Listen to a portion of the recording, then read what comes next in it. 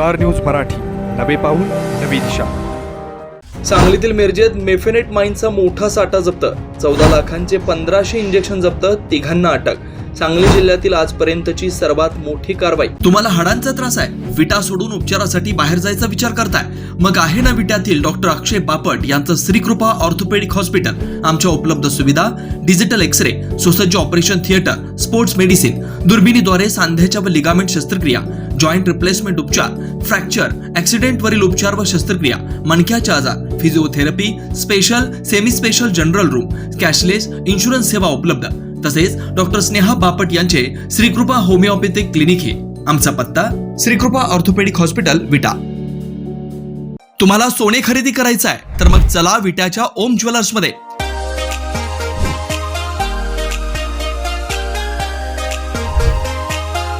विट्यातील प्रथम सोन्याचे 100% BIS 916 हॉलमार्क्ड jewellery showroom. HUID प्रमाणित सर्व दागिने. ग्राहकांसाठी सुवर्ण संच योजनाही सुरू. तर मग एक वेळ अवश्य भेट द्या. आमचा पत्ता: ओम ज्वेलर्स, सराफपेठ, बँक ऑफ महाराष्ट्र समोर, विटा. श्री भगवान ढमाले गार्डीकर, डॉक्टर विशाल शिंदे मोराळे.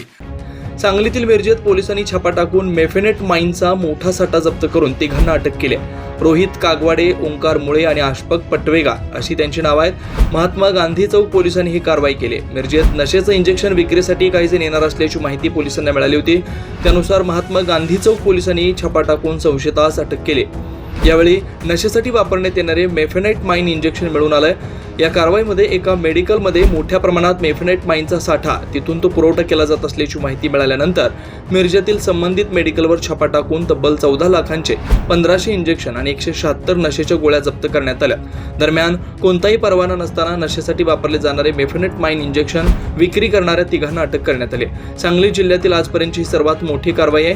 दरम्यान सर्व संशयितांनी नशेचं इंजेक्शन कुठून आणलं व त्याची कुठे कुठे विक्री केली जात होती याचा देखील तपास सुरू असल्याचं पोलिसांनी सांगितलंय. सांगली जिल्हा पोलीस दलाकडून एक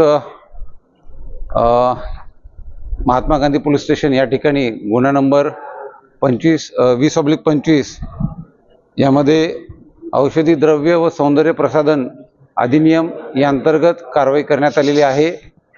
याच्यामध्ये मेफेनटरमाइन सल्फेट हे केमिकल असलेलं बॉटल्स एकूण 1407 एवढ्या संख्येमध्ये त्या बॉटल्स सांगली पोलिसांनी जप्त केलेल्या आहेत. यामध्ये एकूण 3 आरोपी निष्पन्न झालेले आहेत आणि तपासादरम्यान आणखीनही यामध्ये आरोपी निष्पन्न होतील.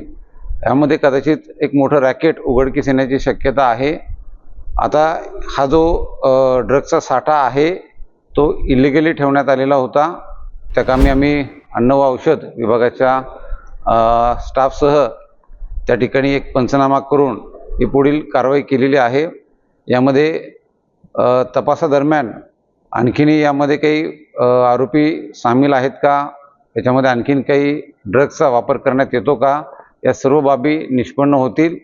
एकूण हा आपल्याकडे जो कारवाई केलेली आहे त्यात 14,46,000 रुपये किमतीचा मुद्देमाल हा जप्त करण्यात आलेला आहे.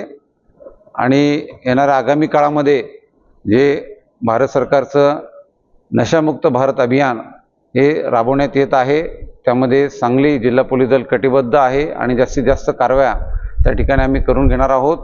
माझं सर्व नागरिकांना आव्हान आहे की आपणही आपल्याकडे जी माहिती आहे ती पोलीस विभागाला शेअर करत चला, जेणेकरून आम्हाला त्या ठिकाणी कारवाई करणं सहज शक्य होईल. धन्यवाद. सांगलीवरून स्टार न्यूज मराठीचा रिपोर्ट. आपल्या परिसरातील लेटेस्ट बातम्या पाहण्यासाठी स्टार न्यूज मराठी YouTube चॅनलला आत्ताच सबस्क्राईब करा.